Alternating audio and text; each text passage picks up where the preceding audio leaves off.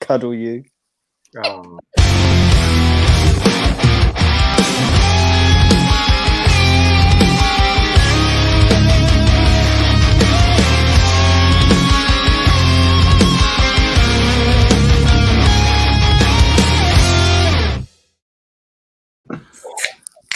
Oh. What the hell is that? Oh, God. What is he doing? What is that thing? You look like Earthworm Jim, like from Iraq. What are you? Who is that? I'm not taking it off ever. Why? I'll just put the pictures up. Don't. Too late. Something happened. I'm not showing it. I think you should. No. Yeah, I think you should be proud. All right, so we had to dye my mum's hair because her hairdresser couldn't come, which meant that we had hair dye left over to play with, and my dad's goatee is bright pink, and mine, I've washed my face like 47 times since, and it's starting to come out a little bit. Did you have some left over for Phelps' face? I think he took it off.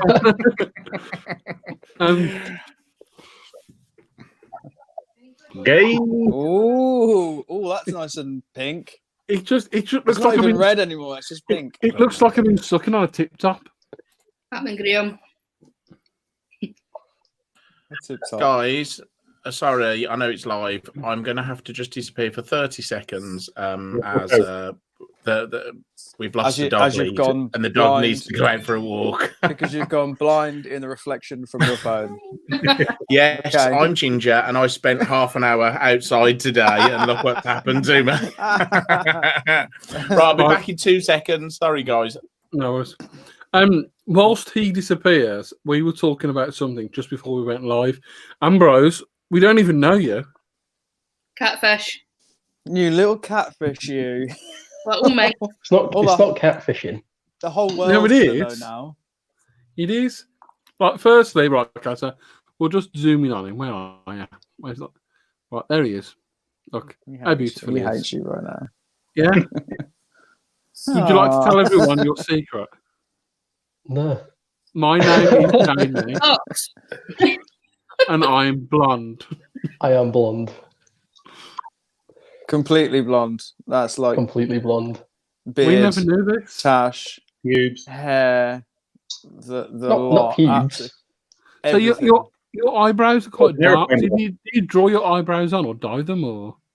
No, they're naturally like that. But it's like my hair's just like a mucky blonde, so it does have kind of brown bits, but it's horrible. Can't you embrace the muck? No. Well, you've been doing that for years, and look what you fucking turned out like. You know what I mean? Oh, no. I've got beard envy. I feel a little bit left out.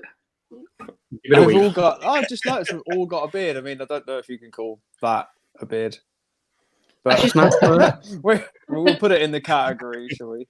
Can we just make sure that we're all in the right order? And that was Stu and not me that you're pointing at. Yeah, it's really hard to do it backwards. Yeah.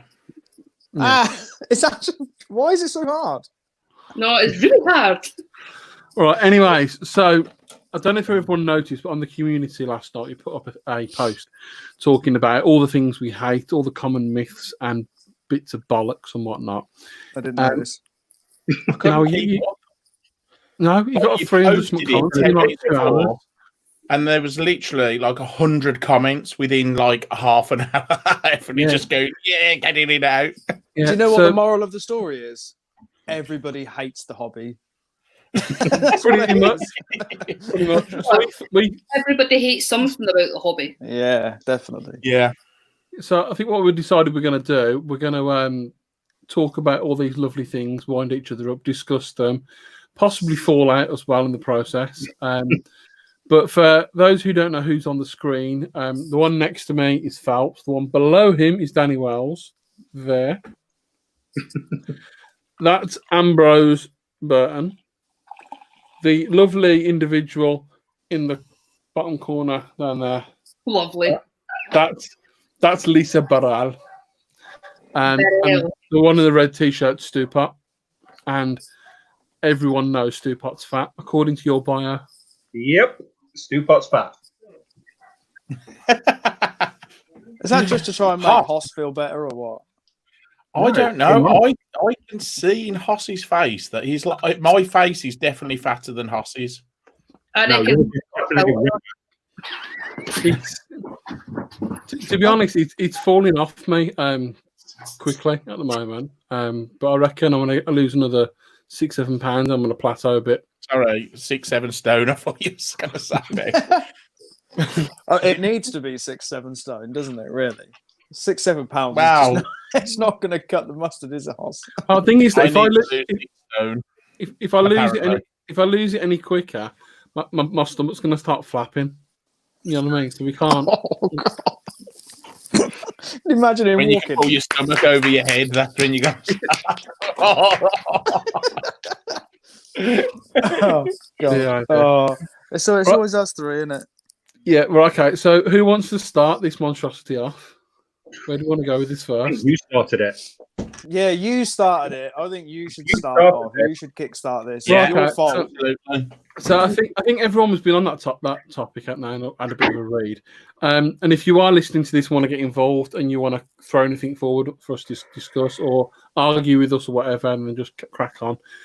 Before we do get started as well, if you do want to share this round, the more people that get involved, the better, and we'd really appreciate it.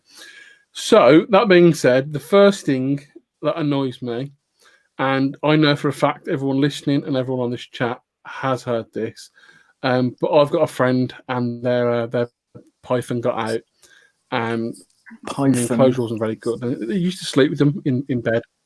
Python, So and he used to lie next to her. Yeah, her. It's always a her. Mm-hmm. Oh yeah, but he used to lie next to them in bed, and then someone else told them that it was sizing them up to eat. At that point, I normally go, "Get out of town, fuck off." But I hear it on a weekly basis, literally weekly basis. It's not good. Go on, Lisa. It's usually I've got a 6-foot python and it was sizing my mate up because she's 5'5", and you're like. Every time I talk to somebody new that don't know I'm into reptiles, I hear that story.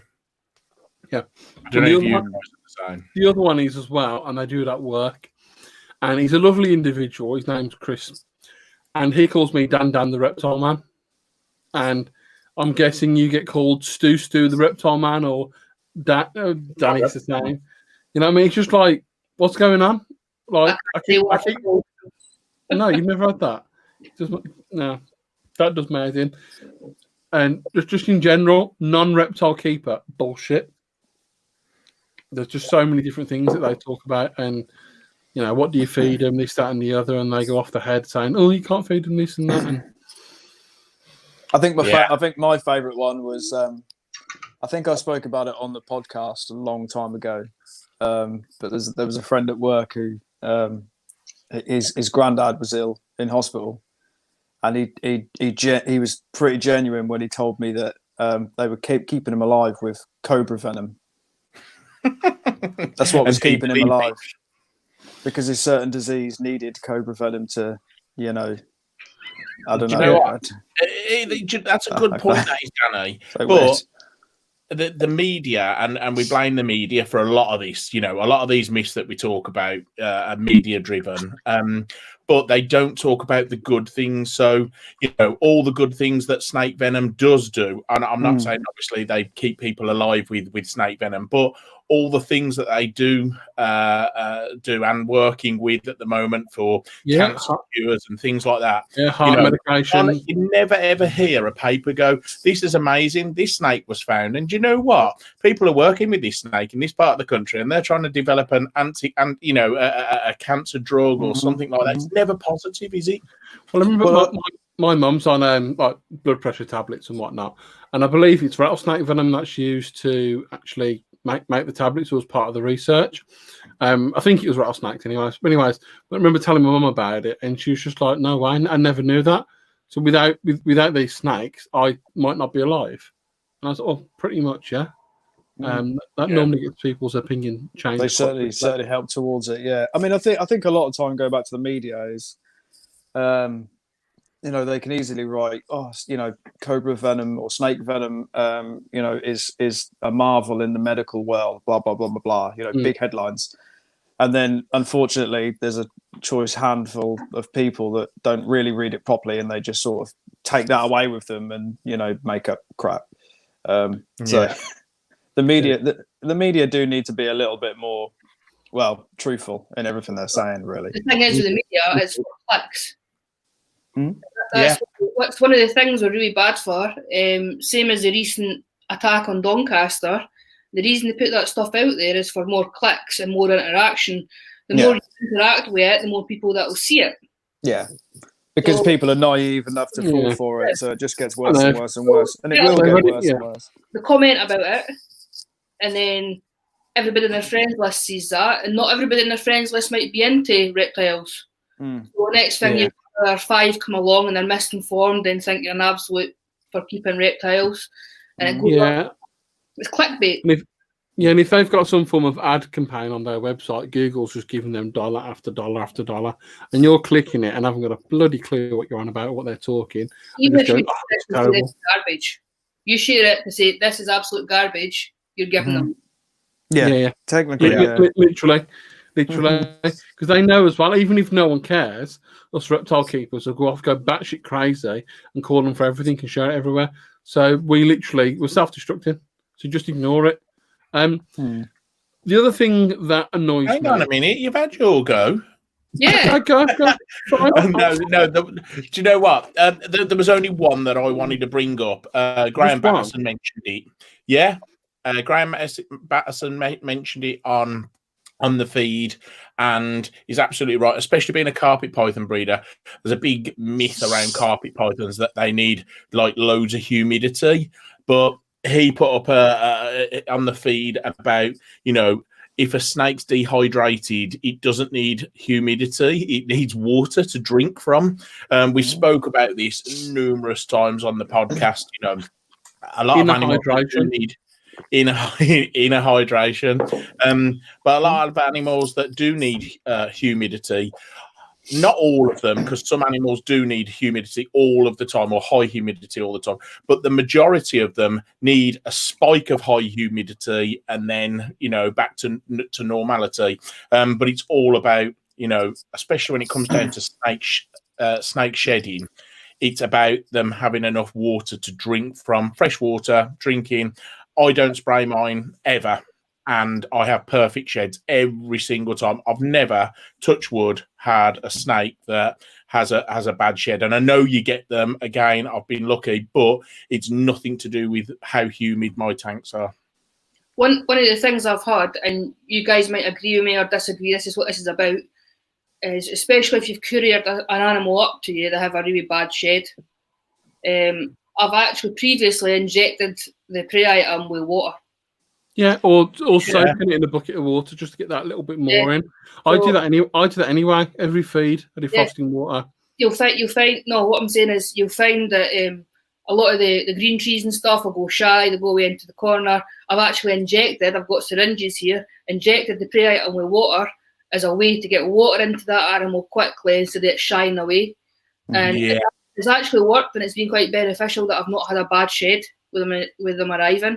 Now, it can be quite controversial, but for me, it's worked. Okay, I had a really young boa at the time who had he had a cloaca infection, and it's one of those needed antibiotic. But I was just so nervous about injecting this little tiny boa, so I was just injecting the pinkies just to get it in. That is a good point, Lisa. What language are you talking? Am I talking too fast?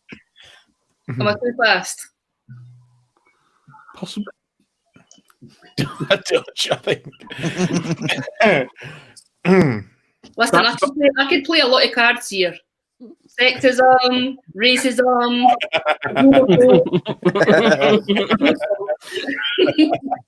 Yeah, right.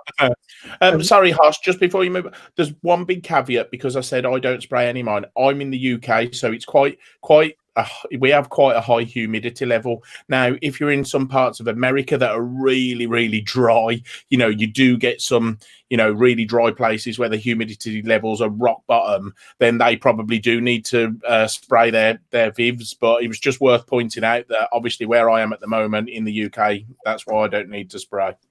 Yeah, it's species dependent, isn't it? And it depends on your room, your setup, what kind of bulbs you're using. So Mike uses ceramic bulbs, if I remember correctly, but he's got massive water bowls, so it kind of like works with each other. So he doesn't have to. If he was keeping a smaller water bowl, he might have to spray every now and again to just bring that humidity up a little bit. Again, it's knowing your animals and your setups as well. Yeah, the bottom line is you can't. If someone says, oh, my snake's had a bad shed, you should up the humidity.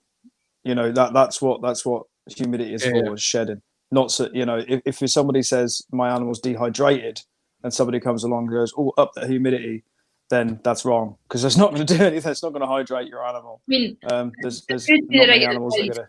After it's shed and it's gave up, put it in a sweat box after it's shed and had a bad shed. But the root issue is you need to get the drink. Yeah. I think that's where a lot of people get mixed up with the bump the humidity up. Yeah, that fixes the problem after it's occurred. But and also, Joe's just put up, it's species dependent. Retics need it, or you end up with retic confetti. You know what? I took you a challenge. I might be wrong with this. Change your water bowl every single day. I bet you don't get retic confetti. I might be completely wrong, but from my experience, if you change that water, if I put water down after the second day, the animal goes nowhere near it. Even after the first day, it goes nowhere near it until I change it again. But I could literally change my water bowls now, and the snake comes over straight away. It's the fresh water. It's the fresh water they can smell. Yeah. I usually try and kill two birds with one stone. So if I've got a heater on one end, I'll keep a fresh bowl the other end, so it's nice and cool, and then a bowl underneath the heater as well. So the one under the heater is creating just this little bit of ambient humidity. So the tank's always a little bit more humid than the room is. Do you give them two bowls then, Dano? Sometimes, yeah. If the tank's if I was a snake, I'd want to live with Dano. It depends on the tank. Do you know what I mean? If there's an area to put a bowl that isn't going to get warm, do you know what I mean? Then yeah, I'll utilize that, because obviously they don't want to drink warm water all the time because it's scummy. But it does help with humidity. I have animals that won't touch water bowls in general, though. I mean, they will not go near a water bowl at all. Yeah, I do have like spraying a humidity. Yeah, it's just it's necessary for them. I've got that gopher snake that I've got. There's no you can't use a water bowl in with her because she tips it over every time. It doesn't matter how heavy it is, how big it is. She'll get underneath it and she'll just go yoink, fuck off, and that's like it ends up under a hide. It ends up like the other side of the tank. It's just absolutely useless. So I'm going to have to start spraying her. Yeah, see, I had a Halmahera scrub python, a Tracy eye, and I would have to spray her and her coils, and she'd drink off the coils quite happily, but she'd never go down to the water bowl to drink. But I would please do that though. Don't they? But I wouldn't spray the enclosure. I'd literally spray around where she is. Now, with regards to my routine with water, burping, I've got a couple of plants in the vivs, and what I do is every day, every evening, I just take the water bowl and tip it into the pots or wherever the plants are, and just refill it. And it's just a routine thing, something that I do every single night. And then at any point in there, if I need to clean up, pick a shed out or any poo or whatnot, that's when I go for that. And it's a routine, keep on top of things. Right, moving on, Stu, have you got anything, dude? Things that piss you off, or any myths that you want to dispel? My main one revolves around people when they're saying, "Oh, I've kept such and such this way for 20 years. I'm not going to change anything. I've obviously got it right." And yeah, look at it this way: TVs, phones, laptops, your cars, you'll change them quite happily because technology moves forward. Yet the technology moves forward when it comes to reptile keeping, and you're going to stick with something that's 20 years old. Move with the times, the technology comes through because people are pushing it forward, because there's a need to push it forward. Don't get stuck in the past. And it's usually because someone's seen a problem. So they've seen a problem, they've found an issue, and someone's trying to fix it. Well, yeah, it's things like, so when thermostats first come out, they were on off. We were getting short bulbs, you're using a lot of electricity, and it's bloody goddamn annoying, right? So that was 20, 30 years ago. So if we didn't move forward, we'd have seizures constantly, and bulbs were going out different things. I wouldn't keep reptiles, it'd do my head in. I hate on and off stats. So basically, I think the way to put that is 30 years of experience, wicked. That's 30 years of doing it wrong, and you still haven't got a clue what you're doing. We don't know what we're doing. There are things now that we aren't sure about. We're not. There's a couple of things that I will bring up in a bit that maybe are going to advance and we are going to learn more about. But if we kind of accept that we're not going to, we know everything now. That's utter bullshit. You know, we don't at all. I think we're moving forward as people learn things. As people learn things, people should change. Don't just go, oh no, I know what I'm doing. You don't. No, and even when you know what you're doing and you're successful and things are breeding and thriving or whatever, there's still nothing wrong with doing it differently. We're still guessing. Like I don't know about you guys, but I don't speak snake or lizard or tortoise or whatever. You know what I mean? I don't actually know what the fuck I'm doing. Everything I've altered within the last 12 months. So for years, I've kept the old ways. I'll quite happily stand there, put my hands up and say, yes, I used to keep the old ways. I've kept in racks. I've kept just with a heat bulb or ceramics and no light for snakes. I've changed stuff over. I've got all my snakes are under UV now. All of my snakes, they've got infrared bulbs. I've not got any ceramic heaters. Within the next couple of months, my last rack will go. I've gone down from 6 racks down to just a hatchling rack. And the difference in the way my stuff is, the way it looks, the way it acts, the way it feeds, I'm seeing much more natural behaviours, and I'm enjoying it. Definitely, and like Joe said, I'm the same as you, Stu. You know, I've got ceramics, as I said, but I would change everything if I had the chance to. Now, obviously, I'm downsizing everything, but if I was keeping that, going to carry on keeping, I would want everything to have sort of like UV. It's proven pretty much, isn't it now? You know, all the data's out there on all the different UV that they need. How the amount of people who have told me, you know, they've seen a change in their animals once they've started putting, all different kinds of full, lighting spectrums in there. It's been unbelievable. Yeah, definitely. Like Joe has said on down below, there are people that have been keeping for 30 plus years or whatever, and they have adapted and they've keep going, and like Beth saying there as well, advancements wouldn't have been possible without constant reevaluation, keeping up with the times, discussing, talking to your friends, talking to other keepers, and just generally, just being open-minded as well, because sometimes I think this is a great idea and I'm going to go off and change the way I do things, I spend a shit ton of money and then go, that's crap. Why have I done that for? But at least I've tried. Well, like 30, 40 years ago, a hell of a lot more animals used to die because people wasn't keeping them properly. People didn't know how to keep them. I've told you the story when I first kept. Yeah, it was a table. It was a table. It was a table lamp, and I was just pulling backwards and forwards the little Viv further, closer and further away from the Viv. Always used to have the little fish. Yeah, there is something as well I can lead on for that as well. It's the whole it eats, it breathes, it must be healthy. It's doing exactly what it needs to do. And I don't know whether I should say this or not, but I know you guys have probably read this in the comments and whatnot. Stu, shall I say it? 'Cause I know you know what I'm on about. You can for me, bud. Oh, right, okay. So it eats, it breathes, it's healthy, and I don't mean this in an offensive way at all. I've been there, and I respect the situation completely. But they bred, ate, and all that jazz in outfits. They wasn't healthy. You know what I mean? I know it's completely two ends of the spectrum, but just because it can breed and it can eat and it doesn't mean anything. You know what Yeah, I mean? That's a weird, dark way of putting it, but it might get into people's thick heads.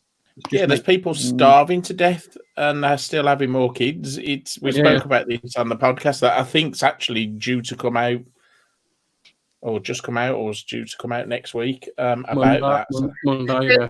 I don't know what day it is. Yeah, I don't. Neither do we. Is this the right day for the live show? I don't know. I'm doing it anyway. Okay, Ambrose, Jamie, darling, have you got anything? Well, you just did mine, to be fair. Put him on the spot. You have put me on the spot, but that's the most frustrating for me. I'll go if if you want, you can go back. Sheds and breeds. Yeah. Come back to me. No, no. Going off on that, you said something a minute ago, Hoss. I mean, can any of you tell me, like, genuinely, that your snakes aren't in pain in some way, shape, or form? No. I'd like to think not, but I can't guarantee Like to think so. We'd all like to think so. I mean, I could get a snake out now and it'd be, perfectly chilled and relaxed and, nice and active, blah, blah, blah. Yeah. But I haven't got a clue what it's feeling. Not at all. There's something...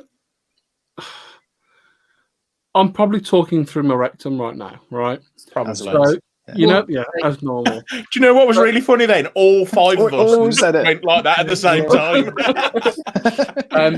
But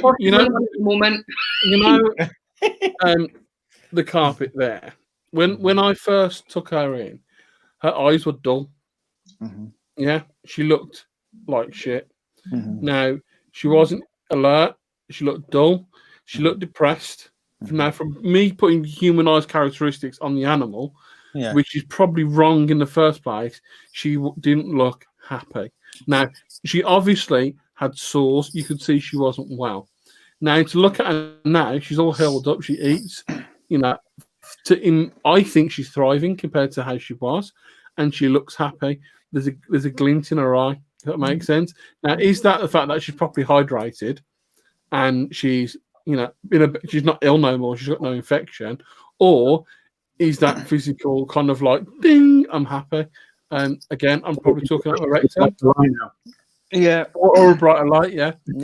Well, in that case, or in that scenario, putting in or assuming that something is wrong and putting a human label on it is not really a big deal. I mean, what other label do you have for it? You don't.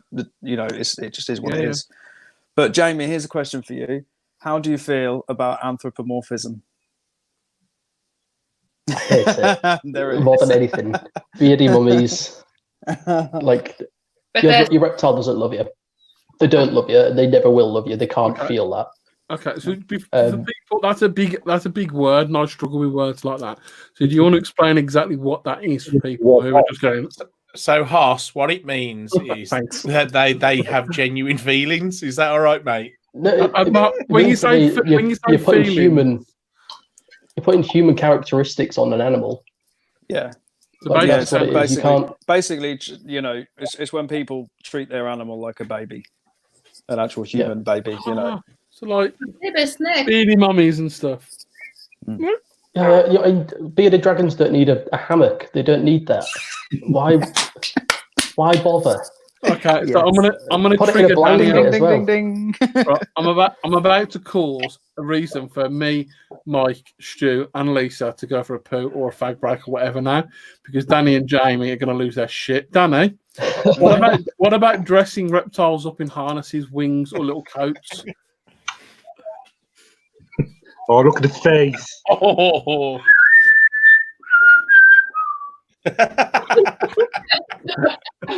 Look, his eyes twitching. If I could punch you through the screen, I would. That's how it makes me feel. Yeah, it's bad, isn't it, mate? Like me just doing nothing is trying to stop my head explode from that shit. Do you know what really gets me about dressing animals up? Right? I mean, Susan, you absolute nutter. Down the road, she's got a little puppy chihuahua and she puts a little fleece on it. Fair enough. Do what you like. That's fine. At least technically, that fleece is going to keep that animal warm in the cold. Now, if you're doing it in the summer, you're a cunt. But if you're doing it in the winter, okay, there's a reason. That's fine. It is actually going to help keep that animal warm. Okay, but when you're doing it, when you're putting fleece jackets on an exothermic on an animal, right? on an animal, I'm ignoring that. Get out. On an animal that needs heat from outside, then you're a dickhead because you're creating this layer where it can't. Can I stop you there? Can you start again? Because I heard none of that then. No. Wind them up. It is. Do you know what though? A lot of people won't actually think about that, and I'm not on about people who keep reptiles, and know their stuff will know that. But some people who are just going to a pet shop to buy an animal won't understand the fact that these animals need the heat to penetrate their skin. And like you said, Danny, by putting something over that, all you're doing is blocking that. It's create a barrier. It just doesn't make any sense. Oh my god, he loves this little jacket, and it's the one that sits in this fucking hammock. It's literally how it makes me fucking hate it. I've seen people so proud because they've knitted a jumper for their royal python. They've knitted a jumper for it, and they're so proud of that. And you just think that's literally the most retarded thing I've ever seen in my entire life. I saw a vivarium there once which had shells and stuff, and it was made to look like the inside of a doll's house. It had a little bed, it had a table and everything, like carpet, a lot. We've seen one where they'd done out like their Viv like a gym, and they had an upturned belt sander. And it was a running. Do you remember that, Danny? And it was an upturned belt sander, and they was putting it on really slow, so it was like a tread machine for the bearded dragon. And I was like, "There's idiots out there that are going to go and get their belt sander now and literally just carve their lizards up, done, gone." I'm pretty sure I blocked that out. If I'm honest. No, yeah, that's just don't ever do that. Don't ever put a power tool in a tank ever for any reason. Or at least get the animal out first. Danny Hall's put something up. I haven't read it all, but I reckon we're going to lose most of us. Hey. I like it. But I'm going to quickly go through it. Right? Can we be too kind to our animals? Yes, 100%.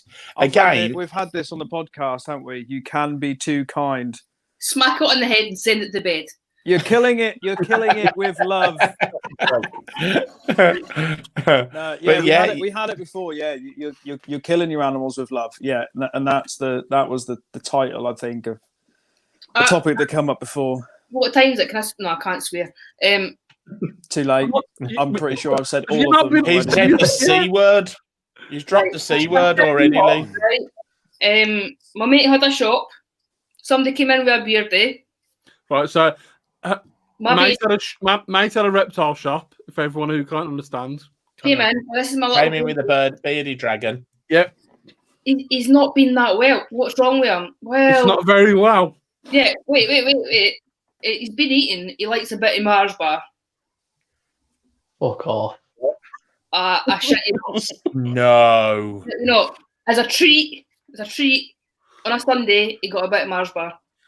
I don't know. Sorry, Lisa. I don't know how you can say that being Scottish, because if it was a Scottish beardy, it'd be deep fried Mars bar. I was going to say, is it battered?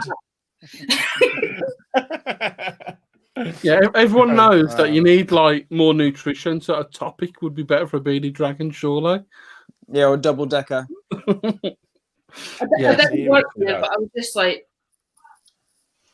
Well, there was a comment on the post on the community group about I think it was a zookeeper, and someone got stopped. Like, yes, I've got an anaconda at home, but for some reason it won't eat the lettuce that I'm giving it, and he just looked at him and just like. Well, firstly, I'd have punched him straight in the face. Like, I don't think I'd have been able to hold that. Like, wow. We're okay. They've got to be trolling. Yeah, they must be. That's got no one's that stupid. This guy loves snow, so I'm going to fucking wind him right up. If I hadn't heard that with my own ears, I wouldn't have believed it. It was... Snakes love haggis. Only if they can catch them. To be fair, haggis has got quite a lot of good shit in it. I love haggis, I do. Okay, so I'm going to push this now into more kind of like stuff that we hear as a bit more useful rather than people being stupid. So the first one that came up was that nocturnal animals don't need any light. Okay. So does someone want to go away with that? That's a good myth. I like that one. That's a good one. Whoever came up with that is the king of stupid. Yes, I have nocturnal animals that will bask. They will bask, so they do need light. Should we talk about leopard geckos? That's a common species. So they're nocturnal. They are more active of a night time. Even though, to be honest, when I've kept leopard geckos, they're out all the bloody time. I'm going to punch you in the balls. When we're out of lockdown, I'm going to hurt you, Danny Wells. Crepuscular. Horse. I don't care. From Phelps. They're not nocturnal. Pardon? I said horse is taken over from you, Phelps. No, I'm okay with him taking over. What? I understand. You see, when there's a lot of people on here that know what they're talking about, I will shut up. Just. Oh, that's messy. The guy's on his period. I just want carbs. I just want carbs. That's all I want. He's on his period or his eating period? I said he's on his period or somebody is. Yeah. So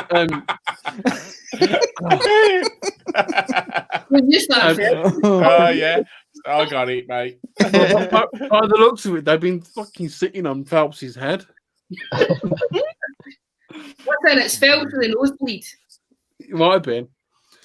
Yes, animals that don't need light during the day, leopard geckos and all that jazz, they will cryptic bask. They will actively come out and seek it as well. They probably want, give them the options. There is a book. Ambrose keeps Leo. Let Jamie tell us about it, mate, because we've heard enough from your silly mouth. Well, we have leopard geckos, and they'll actively bask, and they are crepuscular. They aren't crepuscular, sorry.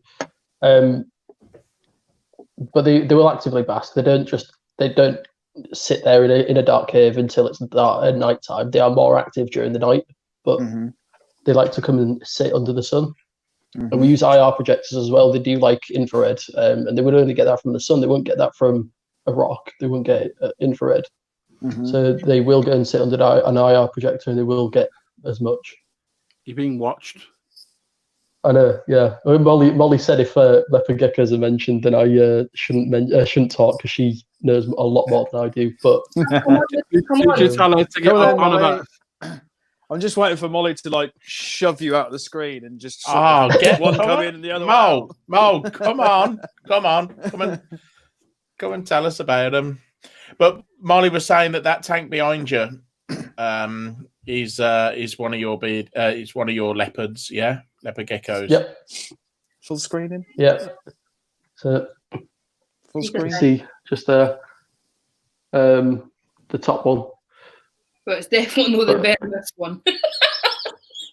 There's no hammock. There's no hammock in there, Jamie. What's going on? I know. So we do have the female in there as well. So they're laying at the moment. So Molly is breeding the leopard geckos, but we offer UV and we give an IR projector. We give them a lot of substrate, which people don't seem to like either. But we give them a mix of substrates. So in the layer boxes we have soil, we have sand, we have moss, everything, and they'll eat on the site of sand as well before anyone goes mad. Have you ever found it absolutely hilarious that someone control your partner, Lisa? Someone will in the living room getting drunk. Someone will advise other people that Leos don't need UV because they're nocturnal, and then in the second sentence they'll advise someone on which vitamin exactly D3 supplement to use. And it's like exactly. They'll offer the vitamins, and they'll offer something that they don't actually need. They will get that from their food. They will get what they need from their food and from their bulbs and whatever. Yeah. If they just use the right lighting and the right foods, they wouldn't need to offer so many supplements. Oh yeah, definitely. Yeah. Well, as far as I know, we don't offer any supplements. We just feed them whatever they are eating. They have water, they have light, they have everything that we give them. But I don't ever remember putting, any like calci dust or anything on the food. I've never done that. No, you shouldn't do. If you're feeding the right foods, you shouldn't need all that. To be honest. Yeah. I just find it hilarious that somebody will say, "Oh no, they don't need UV or anything like that," but then they'll say, "Oh, but they do need vitamin D3." Well, that's exactly what you get from UV lighting. You absolute tit muffin. Whilst on the topic of food and nutrition, and I'm getting hungry, the whole myth about day-old chicks, they have got no nutrition whatsoever. There was a thing years ago that people wouldn't feed chicks because it's basically just giving them nothing, and they would get highly addicted to them, and they could only eat chicks ever again. And that was nonsense, absolute nonsense. That took someone putting a little science graphic thing up to prove it, and then people don't even still believe it these days. That's annoying. The other one regarding food. It's handy to know if you go on Google, you can find like lists of the nutrient levels of all those sort of prey items that we use on a day-to-day basis, like day-old chicks, quails, mice, rats, and African thingy ones as well. That one. Yeah. And it's actually got like a full list of ingredients and a full list of nutrients, but not ingredients, nutrients. And it's good to know that some are better than others, but they're all very, very different. So when it comes to feeding varieties, those lists really, really do help. Because obviously you can make one a staple and then, add other bits and pieces into the mix as you go. And I think Danny's just volunteered himself to put that up on our community group and put it up. I'll find a good one. 100%. I think a varied diet is really good for if a reptile will eat a varied diet. It's really good for any animal. 100%. Like my hognoses will eat frogs' legs, they'll eat fish, they'll eat mice, rodents, whatever. They'll eat whatever you put in front of them. As long as you know what's healthy for that animal, then feed it. It doesn't matter if someone says that a chick doesn't have whatever nutrients or whatever. They're fucking 15p and they're fantastic. I've fed all sorts of stuff on them. 100%. I mean, as you say, some animals are can be a little bit more picky. Some of my animals won't touch anything but one particular food, and fuck it, that's what they want, that's what they get. But definitely. Just in response to George as well, all the leopard geckos we have are some form of albino as well, and we offer full UV. They still, but it doesn't make them blind. No, there was a common myth, whether it was lizards, whether it was snakes, that because they're in humans, they're a bit more light sensitive. I've seen a difference in the albinos I've got, just the way they respond a little bit. But it's been proven that UV is still good for albinos. Yeah, you should just provide a little bit of cover. Yeah, just make sure it's plenty of shade. Yeah, well, that's exactly. Because it's lack of melanin. It doesn't mean that it doesn't have any protection at all. It doesn't mean that they still have scales, they still have coverage, and if you offer something that they can't get away from it, if they want to be in that sun, they'll go and sit in that sun. Yeah, 100%. Yeah, but if you're going to shine a sunbed at someone all day long, every day, and not give them any fucking shade, then they're going to struggle. Oh yeah, of course they are. See, I've only had 10 minutes UV today, and look at me. That's a lie. You've been out there all day, Phelps. Come on. I have, yeah. I haven't stopped all day. Right, host, can I have my rant? Yes. Come on then. Go on now. Right, so my thing is, people saying they're ready to breed, they're up to weight. Right? Oh, yes. 12 years. Right? But no, seriously, 12 years of being in the hobby, do I know everything? Not at all. Nothing. It's very much what I'm keeping at the time, I'll look into. Everything else, don't really care. That's my outlook on the hobby.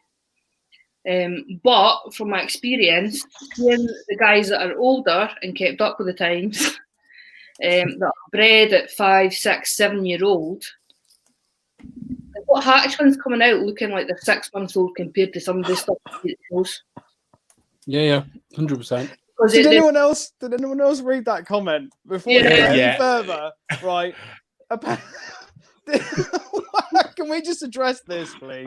Right, Lisa. Yeah, you went to great lengths this morning to ring your mate to wear matching fucking tops. He's not my mate. He's my boyfriend.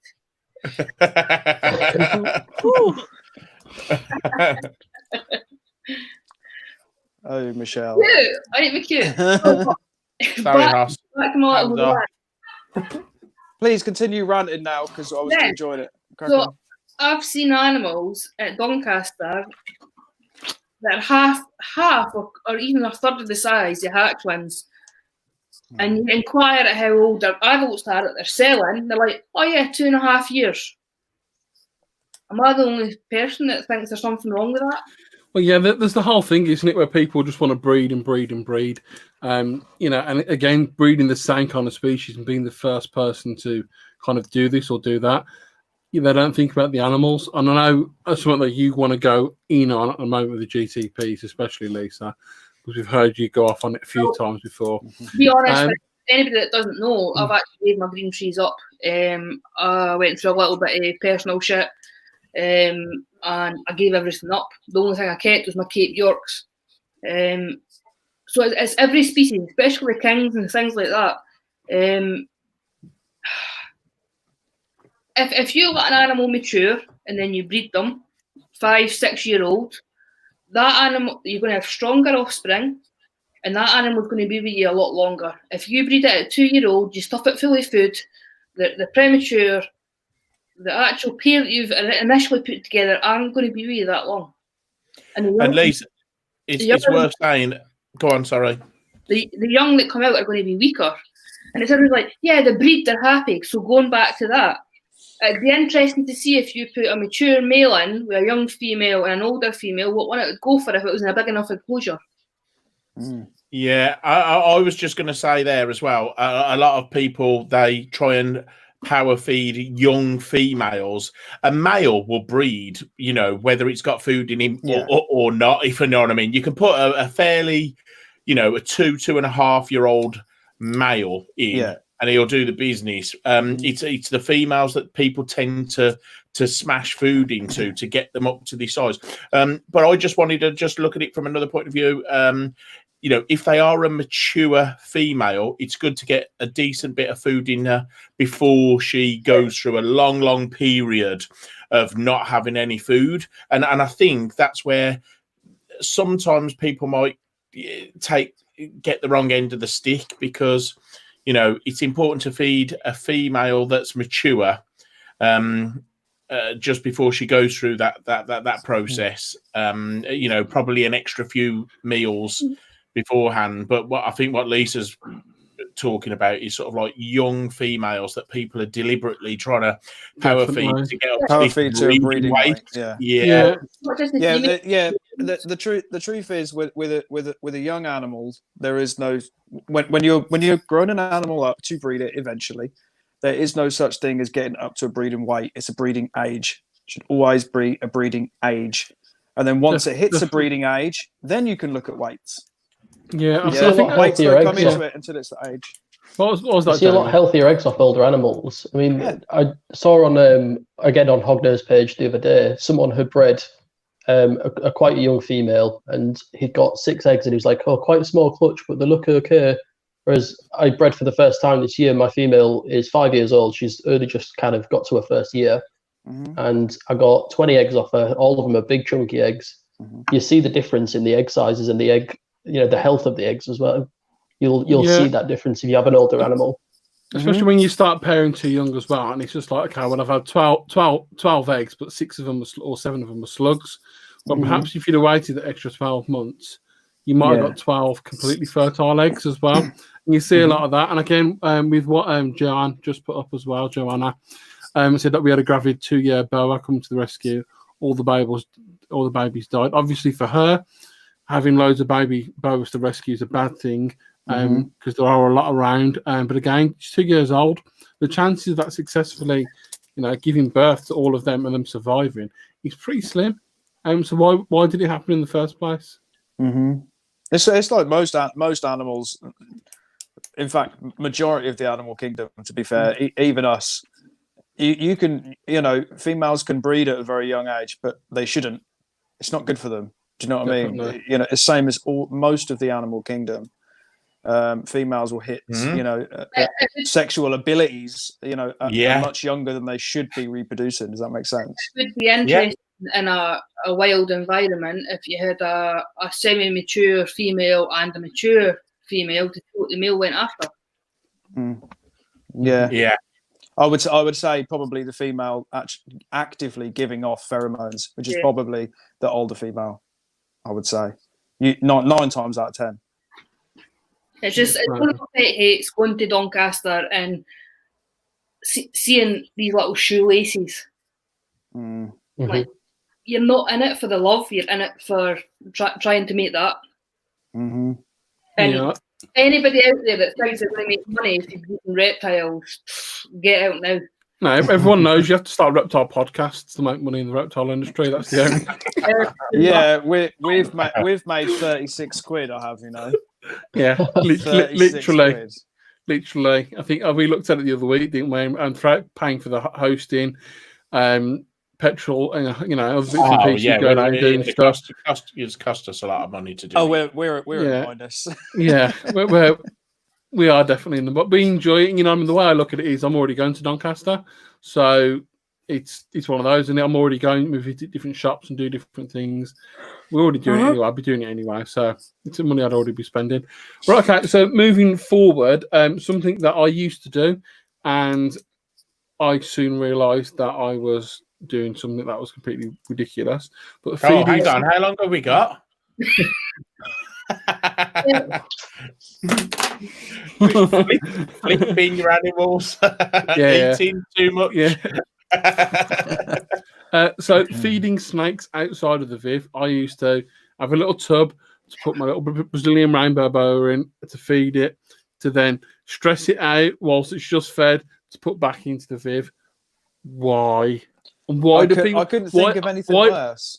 Pet shops still to this day recommend this. I know why they do it. I know why they recommend it. When you Paxson. So somebody thought that would stop. The when people go their viv defensive, usually it's because the slide of the door in their head they think, food. So you do. It's this as well. It's impaction. It's going to get stuck. It's going to die. Yeah. I mean, don't get me wrong. I cohab a couple of the snakes, and they get separated purely because they're really fucking active feeders. Like the but they're that makes sense. If you've got animals that live together, then please separate your snakes, because you're going to end up with one.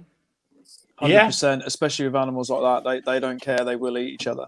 But I've always thought, if you're going to take an animal out and put it in a tub to feed it, then that animal is going to associate you taking it out every single time with feeding. So good luck getting it out of feeding mode when you just want to remove it to take some poo out or something like that. Yeah. Also, always feed your animal in the tank. Whilst Gainer's here as well, we've just learnt something. So Chocolate Moustache is Scottish. We didn't know that. No, we didn't. He gets worse every week. Not only is he got the worst ever facial hair, right, but he's Scottish as well. Hey, I'm more Scottish than him, mate. Look at this big ginger beard. That's Scottish. You're Calvin. You're not Scottish. I'm not having it. You've had a kilt on. Well, it was on for a very short time before you stripped, but it was there. It was on all night. The effort was there. He tried. Okay. weird. Am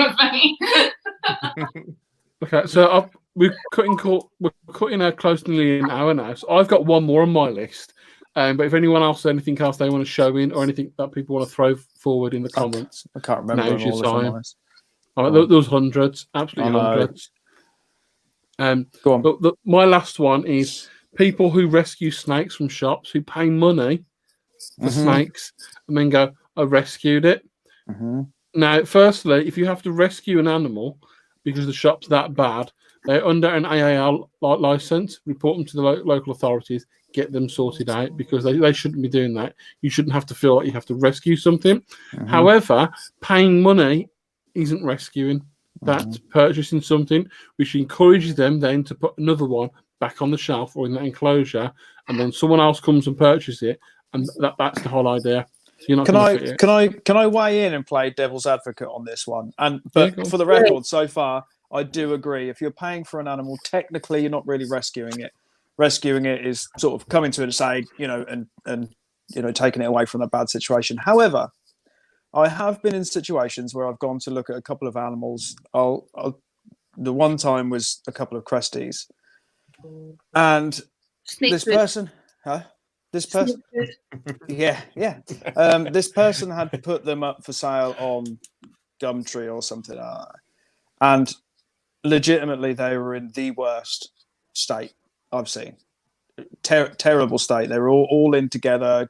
She had no idea if they were male or female. Didn't have a fucking clue. And they just looked dead. They looked really, really gnarly, really bad. And the only trouble was she wasn't going to let them go for free. So I was like, okay, I cannot let them stay with you. I have to pay for them. I'm going to have to do it. I've had similar. Yeah. So what do we call that? I suppose you are rescuing it, but it's it's a weird one, isn't it? And you've kind of made me going a bit because I get where you're coming from, but the majority of people who put this up on the social media, there's nothing wrong with the animal. They just want to look good. Yeah. I but absolutely there are understand. Situations where that does make sense. Yeah, because I've always said the same thing. Like, if you're paying for an animal, technically you're not rescuing it. I mean, by definition, you're not. But what the hell? What do we call it when? Say again, Stu? Only making the situation worse. Yeah, I mean, what when it comes down to you've got two options. You either pay for the snakes and give them a good home, or you refuse to pay for this, or refuse to pay for the animals, whatever they are, and leave them with the shitty home. Like, it's a catch-22, isn't it? Yeah. Okay. So we're almost at an hour now. So we've got a podcast to record. The last from Vic Bailey is a very good one about people saying, "Oh, I've got a spare Viv. This big. What can I put in it?" Yeah. There's obviously no research. All they've got is a space, and they want to fill it. It's a Pokemon situation. Got to catch them all. Yeah. I think you're absolutely right there. Yeah. Sure. And also, wanted it for ages. They've just literally got a space on that rack, and they want to fill it. Yeah. Here's a way of looking at it. If you've got a spare tank or a spare couple of spaces in your rack system, whatever you use, and I don't care what you use, if you've got spare space, keep it, because it is incredibly fucking handy in this hobby. Yeah, like really handy. Oh, you got mites. Mites are just broken out. Fuck, I need quarantine tanks. You've got them. That's handy. Put some books in it and educate yourself. Oh, very good. Lisa, can you just like bat for me now, please?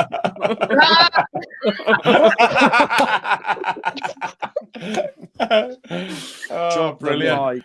But do you know what? On a serious point there, Danny, you're absolutely right. They are really, really handy, especially just when you want to clean. You can just take one out, put it in there, clean out that Viv, no worries. Even if you have to leave it in there overnight because you haven't finished, it's so handy.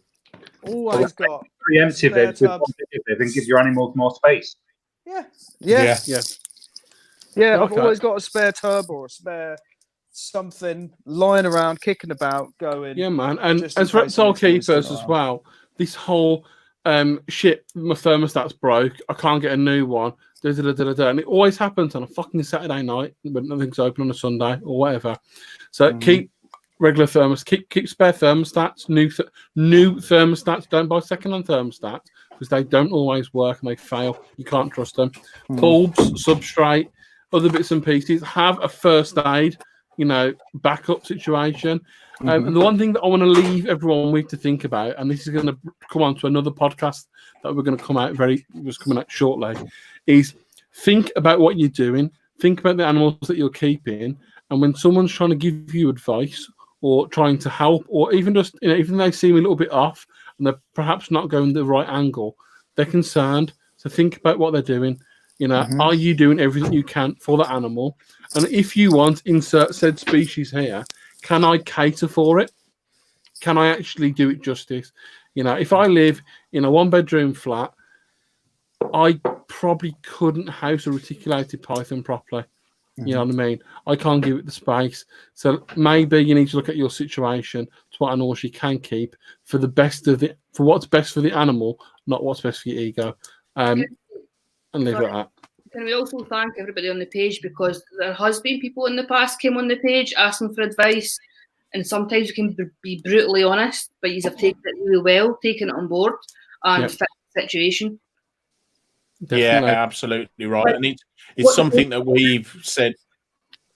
Sorry, it's something that we said right from the start. I know Hoss, and Danny, we always wanted this group to educate people. We don't want to be one of them groups that absolutely, smash people into the ground to try and make ourselves look big and clever. We don't do that as a group. We've got so many really, really clever and well-educated keepers on the group. If we educate the people that are coming into the hobby the right way, they will flourish, and hopefully in years to come they'll be educating people.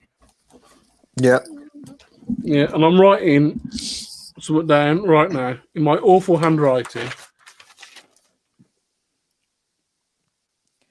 You could have just said it. It's more effective. It's not. I've forgotten what it said already. I have. Every day is a school day. Also, as well, for everyone who's got involved this evening and put on the comments and got involved with this, thank you. For everyone who wants to tune into what we normally do, if you go onto our new website, which has been designed by www.reptileandchill.com, you can find everything. Everything to do Reptile and Chill, where to find our podcast, how to watch and listen to our live streams, our merchandise. Yeah, man. Anything and everything, literally. About the 6 people on the screen. How we all got. Lisa, put your boob away. But literally, yeah, awesome. What's it say? Involved, not involved. Hoss always says involved. Halfway through that word as well. Right, okay. Can I say one thing? You're ruining my outro. Shut the fuck up, fatty. I've seen a few. You get rid of me now. You watch. I've seen a few posts on some other reptile groups, including ours at times. But people feeding with big tongs with no rubber sheaths around the ends.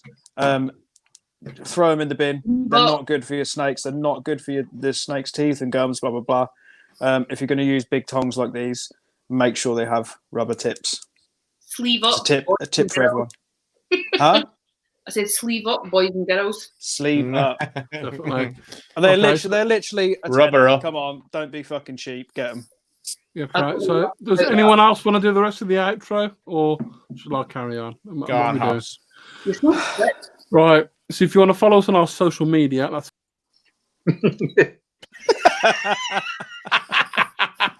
He's going to be fuming, Paul. But look at his face. I couldn't help myself, Hoss.